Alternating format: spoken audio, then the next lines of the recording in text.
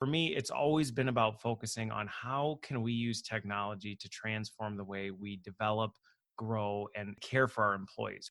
Don't conduct your analysis in isolation because data is so incredibly powerful. Not defending just the tribe, but defending the organization.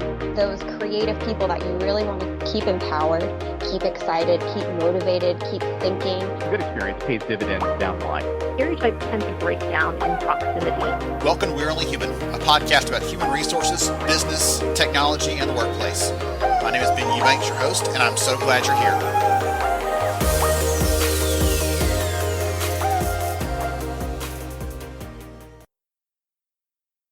Hey everyone, welcome to We're Only Human. I'm Ben Eubanks, your host. So glad to have you back here. Today I'm really excited. I've had the pleasure of making a new friend during all the quarantine craziness in the world, and I've come to rely on him as a resource, as an expert, as a sounding board, everything and all in between. Christopher Lind, he's the head of global digital learning at GE Healthcare. He's the host of the very popular Learning Tech Talk, so I'm sure we'll dig into that in a little bit, as well as the founder of Learning Sharks. So he's got a lot of hats that he wears, and he's also a dad of many children, just like me. So Christopher, welcome, sir.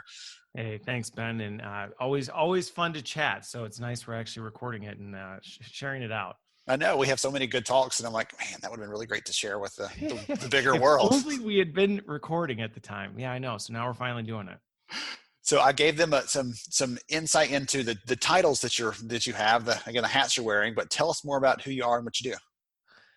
Yeah. So who are you? That's a big question. So I'll try and you actually covered it pretty well, right? In terms of the titles and I have lots of kids type thing. But I guess at the core of it, I think my biggest thing when I look at, when people say, what are you or what do you do? For me, it's always been about focusing on how can we use technology to transform the way we develop, grow, and honestly care for our employees, right? How do we actually make people better and use technology to optimize that? So regardless of what job I've had in my career, you'll always see that threaded throughout. And that's really where Learning Sharks came to be. It's why I ended up at GE. It's what Learning Tech Talks is all about. Because I recognize, having grown up in this space, it's scary and overwhelming for people. And I guess I've always been a helper, I guess would be the word. It's why I got into teaching. And it's why when I discovered that what I really wanted to be when I grew up was to coach and help other people. That's what I wanted to do. I love this stuff, but I got more satisfaction out of other people understanding and seeing it than I did myself. So that's the professional side. And then yes, with 5 little ones, 9 and under, I don't really have time for much other than just hanging out with them and then all the other things at work. So that is my life, which we often talk about and joke about. Yes, absolutely. It's funny to hear you say that the reason, like, you started out doing and now but you're drawn to the teaching and the coaching others. And I've never put it in those words, but I feel like that's the same big reason that I went from doing HR in the trenches and decided to go out and do the research, supporting other companies. I've said I wanted to have an impact on more than just the people under my responsibility, right? I want to help other HR leaders, other companies, but it's fun to hear you say it that way. So very neat. Very neat. Yeah. So you and I, again, lots of fun conversations. I actually wrote something down that you said the other day because I thought it would be a good way for us to start this off. And I'll debate with you if I have to, but usually you and I kind of go along. It doesn't have to be an echo chamber. It's all good. You can be wrong. We can still be friends, Christopher. That's how it works. Maybe we'll see how it goes. So someone the other day was talking about how the world's changing right now. And they said, well, here is the path forward, like the in capital letters, the way for everybody to go. And again, you and I kicked that around a little bit. Like, there's not a single path, but I'd love to hear your take on, it doesn't have to be anything specific about what's next. It's really like a poke at the idea that there's a best practice for everyone. I'd love to hear your take on that. So I think one of the things that's been interesting about my career is I've been in so many different industries, so many different functions, so many different areas that when you've been through all that, you do look around and there is this balancing act. And I think this is where you have to be really careful with it because, there's one side of the spectrum, which is everything we do is so unique and we can't learn from anything. We have to reinvent the wheel. And I think that's way off target. And then on the other side, you can have this, well, there's one path, or there's one goal everybody should be charging towards. And that is the right. And that's where you see the articles like top 5 skills you should be focusing, that kind of stuff, where you're like, okay, there's more nuance to things than follow this trend or follow this article. So I think it's less of a, is there one thing we should all be focused on, or is everything completely unique? It's more about taking the time to get to know what's really going on and deconstructing that down to what are you actually really trying to do? Because maybe ultimately in a perfect world, yes, we would all be marching to the same direction. Unfortunately, because of where every organization is from a maturity level, because of the cultures they have, because of, the different things they're dealing with, you can't focus on all of it at once. And so it's less about, oh, well, that's not important for us. It's like, well, maybe it is still important for you, but there are things that are more important for you. So maybe you need to start here. Maybe you should focus here first so that you can get to there. And I think that's really where the nuance comes in, and where, you have to walk that delicate line. You used the C word in there. You said culture. And I know that's one of the things that you push back on, the general sentiment that we need to fix our learning culture because, again, I'm quoting you back at yourself. That might be a little surreal, but no, go for meta, it. Go for it. I've heard you say you already have a learning culture, but you might not like it. Will you talk about that a little bit? Because it feels like whether it's a learning culture or just a culture broadly, organizationally, we're thinking about like, we just need to snap our fingers and fix the culture or put this new culture in place. And you're like, hey, by the way, there's already one there. Well, and I think that's, and it's that similar thing, right? It's similar to what I was just talking about, where it's like, you have the two sides. You have people that are like, oh, we don't have a culture, we need to make it. And you're like, well, no, you don't. It exists. But then on the other side, people are like, well, we just have this culture and there's nothing we can do about it. This is just how we are. It's like, well, that's not true either, right? There is this continual evolution of the culture that you have. You just have to recognize it exists, because that, I don't remember who says it, but that, right, culture eats strategy for breakfast. I mean, it's true. If this is the way your company operates, the way you think, the way your processes are set up, to just march in and go, we're going to change it. Yeah, good luck, right? You're going to get hit like a Mack truck. But if you say, all right, this is the culture we have, let's work within the confines of that. But at the same time, let's recognize there are things we want to change about that, but let's be intentional about those changes, while at the same time recognizing getting from point A to point B is a journey. It's not a snap your fingers, like you said. So that's Drucker, right? Culture eats strategy. Yes. There we go. It was either him or it was Abraham Lincoln. No, it was Peter Drucker. Well, it's everything you read on the internet's true. Said Abraham Lincoln. We all know that, right? Yes. Drucker's the one I thought of because I used to have a picture of him in the slide I used with that quote, trying to make the case that we need to focus on and use culture as a part of the strategy, not as like two separate things, but culture, developing that and supporting that and caring about that should be part of your overall strategy and how you're approaching talent and learning. So it's funny, one of the things you just said kind of got me. I've had this idea floating around for a while. I need to just write it out because it's been in the back of my head. And usually when it stays there, it's worth writing down. But you were talking about how there's a camp where like, throw your hands up because we can't do anything. There's a camp that's like, we need to do something because there's nothing there.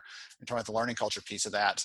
And there's the truth is there's a third option. There's a third channel somewhere. And I've been thinking about, we often do that where we're like, we have to make a decision between this really bad idea and this sort of bad idea. And we've just got to make a choice in those two. And often that's not the case. We force ourselves into that sort of option and paint ourselves into a corner. But there's usually, if we stop and step back, look at it more critically, there's probably a third, fourth, fifth option if we want to really work at it, really think about those things. And so I'm thinking about writing something like the third option, like encouraging people to stop making a bad choice. That'd be catchy book title, by the way, the third option. Okay, I'm gonna write that down. There you go. You write it down. The thing about that though, and I think the thing you bring up that's really good about this, and this is where I see that breakdown, right, is so often people are so focused in the activities of things, right, versus the what are we trying to get out of this. And so that ends up being a limiting factor because everybody just puts on the blinders and go, well, we have this and this is how things are working and this is how things, versus saying, okay, forget all that. What really, where do we want to be and what is it going to take to get there? And then you can back into, well, this component of things just isn't going to budge.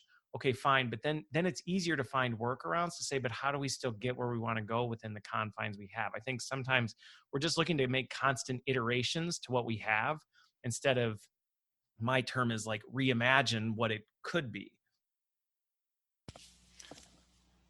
One of the things that you and I discussed on a previous webinar, something else we did together, was about the need to really focus not on the needs, not on this silo. You said echo chamber a little bit ago. That's one of your favorite terms, I feel like. I think it is. It comes up a lot. But not to look, spend our time navel gazing, but instead go and spend time with the people in the business who actually have problems that we can help them solve. Right? It's not about us just thinking about those kind of things that we're talking about here. We can get really in the weeds and talk about all kinds of fun things that are learning and talent related without ever once thinking about the people in the business that actually need to get their jobs done and how we're enabling that or not. We're thinking like, here's our instructional design and here's our strategy for rolling this content out, and like at the end of the day, like, is it helping them? We'll try and do the human-centric approach and be like, okay, let's pretend we're this audience member. And it's like, why don't you just go ask them? Like, sometimes the simplest things are the things we just overlook. And I'm guilty of it, right? There have been a number of projects in my career where we've sat in our crystal palace imagining what people might need or the problems that they're solving. And we're like, see, we're so human-centric because we're really putting them at the forefront. It's like, well, did you ask them? Well, we don't have time for that. Like, whoops, we didn't really get around to that. Whoa, now, hold up there. Hang on. And I get it, right? We get caught up in things and it's not always easy, but I feel like sometimes those simple tasks of, why don't you just go ask them what they're doing or what are the biggest things? I mean, some of the biggest insights I've had and the biggest successes I've had is when I spent time, you don't even have to like go out and do it. You just sit and talk with them, just ask people, have conversations. And that's where you'll hear the things that you go, I actually think this is a bigger problem we could fix. There used to be a web comic. It is not there anymore, unfortunately, but it was so one of those, you read it and you're like, okay, I can see the person in my office that this is actually talking about. And it was called 1FTE. And one of my favorite ones ever, I have a screenshot of it somewhere saved, was just what you're saying there. This person comes to their boss and says, hey, I've done a generational and needs analysis and I figure out exactly what my team needs from me by looking at their generations and trying to extrapolate the things they need. And their supervisor says, did you talk to them? There are 3 of them. Like, you could just ask them, but instead you're going through all this trouble to avoid talking to them. You're doing a lot of busy work, but you're avoiding the actual thing that might lead to the best outcome. Right. And I think sometimes it's again, just like everything we've talked about so far, it's a balancing act, right? You can't just say, well, I went out and asked them and they said this is the problem, so that's what we're going to do. Because, hey, there are things that, they don't always see, right? They're on the front lines. They may not understand the bigger picture. They may not be connecting things, but that's where you have to take that and then combine it with the other things and then say, okay, based on all this, right? I think this, and you also have to be okay with the fact that not all the eggs are going to hatch, right? Like, you're going to try things and it's going to be like, well, that didn't work, so let's try something else, and not be so worried about the fact that, well, what if something fails? Great. Then we learn from it. We don't do it again. We figure out why it failed and we change it. Yes. Let's figure out on that small project before we go all in. Right. Before we invest hundreds of thousands of dollars or millions of dollars on something, and then we try it and we go, whoops, that was a big mess up. Yeah. Like, who's on the chopping block for that one? What right. a genius. Right. So I want to shift gears just a little bit, because I mentioned earlier I plug this at every opportunity because I love it.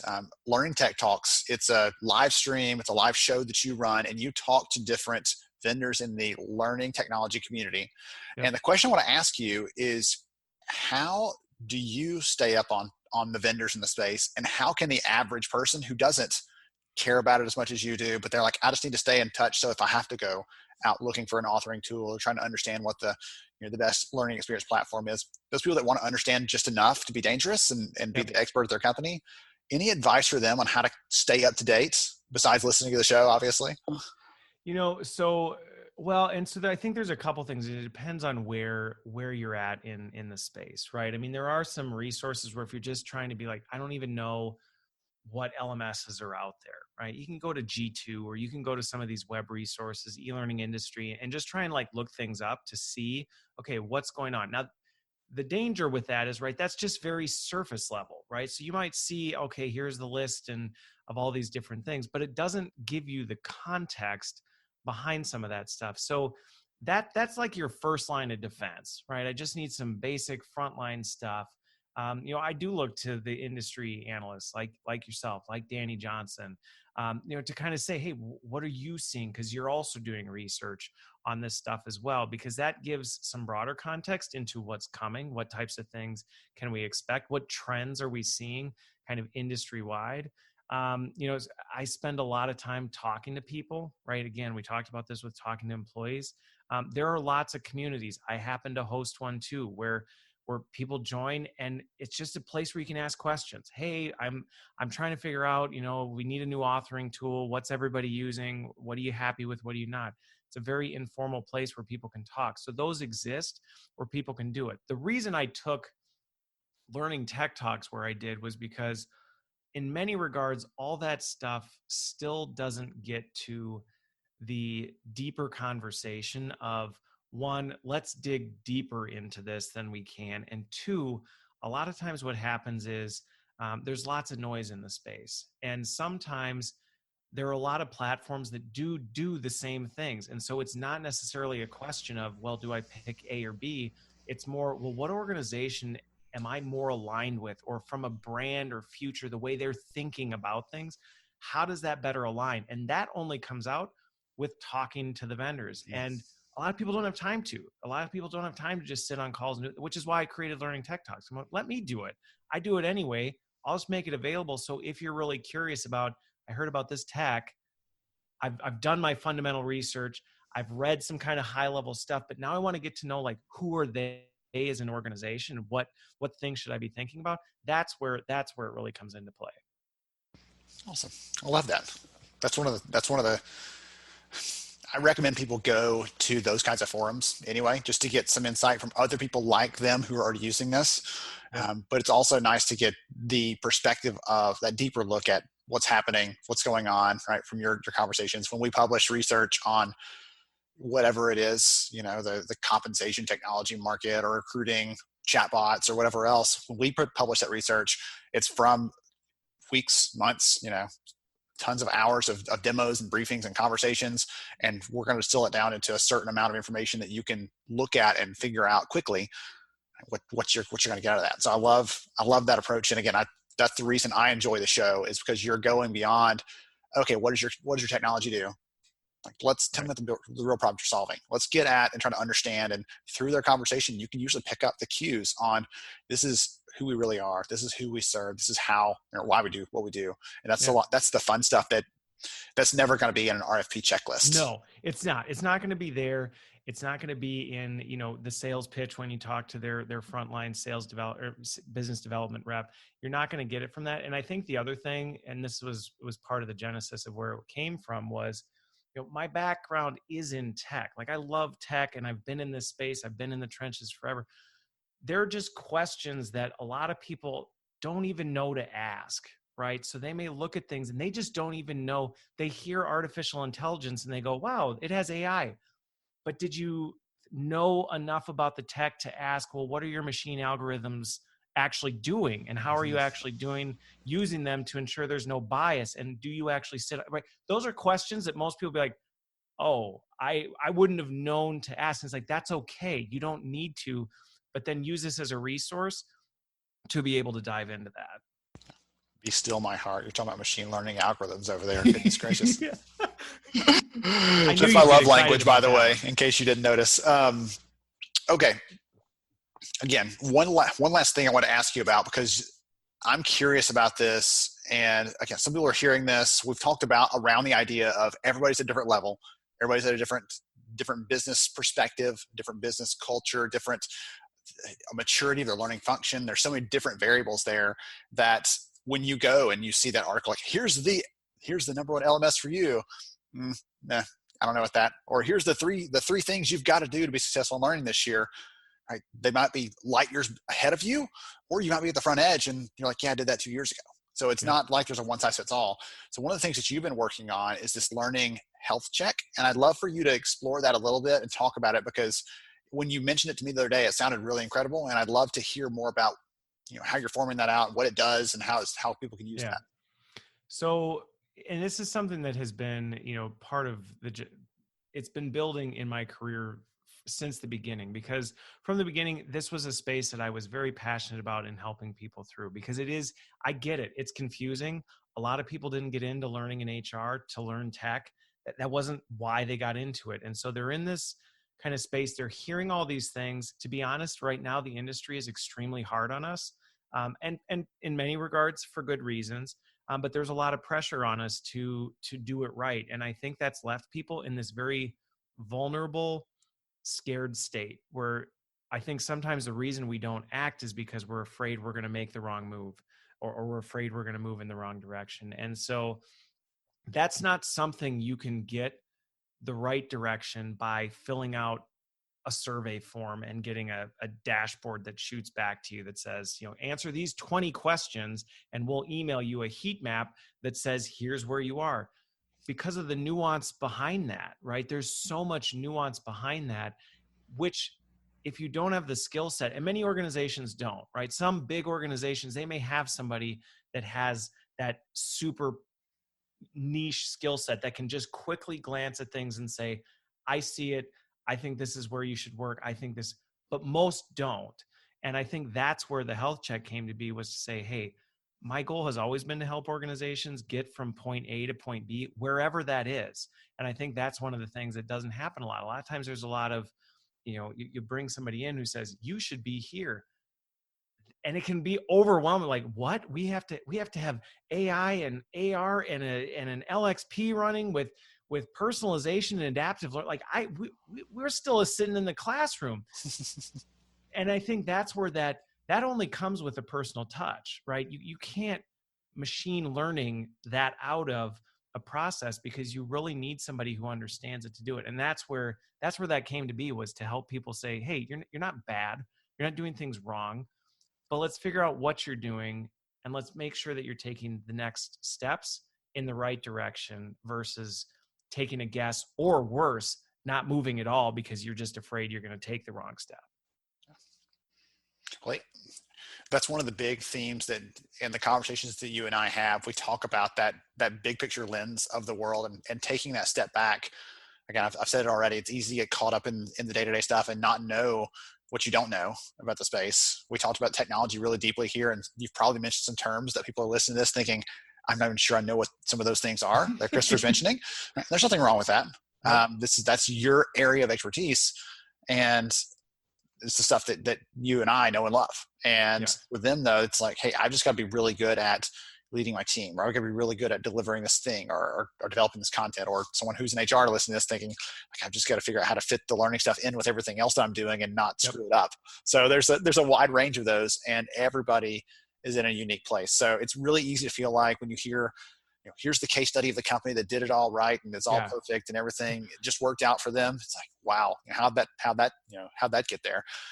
The truth is, those always hide the warts and the issues and the challenges and the things they went through to make that happen. And even still, when it looks great on the front end, there's still sometimes some things behind that are not great. They're not always perfect, and they're never perfect. There's always something even when you get it just right, something changes, and you've got to figure out a new way to adapt and respond to that. Yeah, there's always, like you said, there's always the crash and burns. And honestly, anybody who says they didn't have any is just lying, right? It's like they're just lying. They things blew up, things went south, things like that. But I think the other thing too, and this was part of the reason, and I've been very outspoken about this anyway, some of these niche things like this, right? It doesn't make sense to invest the time and resources. So I was talking about this on a live stream today, right? The whole build, buy, what do we do? Do we hire, build, or buy it?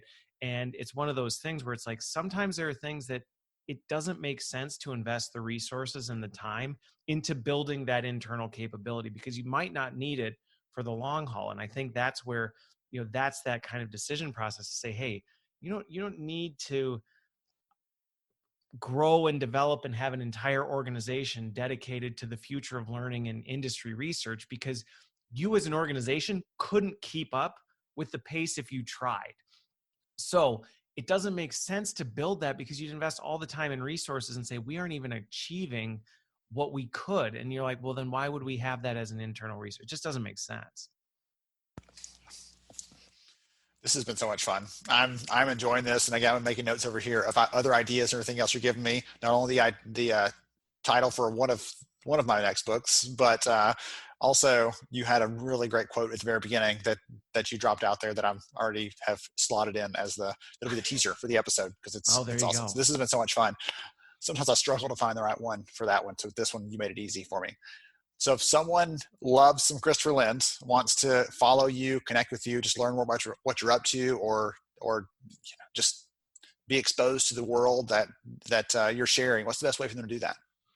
So I'm a big LinkedIn user. So when it comes to that is where, that's where people can find me. People can always email me on my, Christopher@learningsharks.com. You can get a hold of me that way.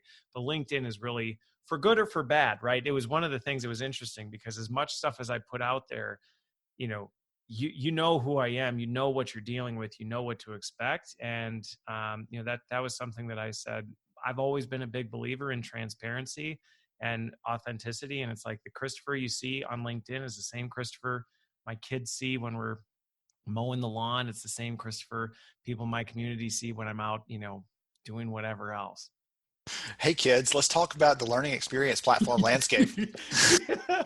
I haven't dragged him into that conversation. Same person, different topics, I'll say. Right. We'll go with that. No, 10th birthday, Ben. 10th birthday. Once they arrive, you have someone coming up on a 10th birthday. Ours will be 10 in about 2 weeks. So we're coming up on that. We've got a few more months. Oh, gosh. Goodness gracious. Okay. This has been a ton of fun. Christopher, all kidding aside, you've been tremendous. I appreciate your insight. I, again, respect your voice and your opinion of the world, because you bring a lot of expertise to the table. And thank you so much for sharing with us today. Yeah, thanks for having me. Absolutely. To everybody else, thank you for joining us on We're Only Human. I'm Ben Eubanks, your host, and we'll catch you next time.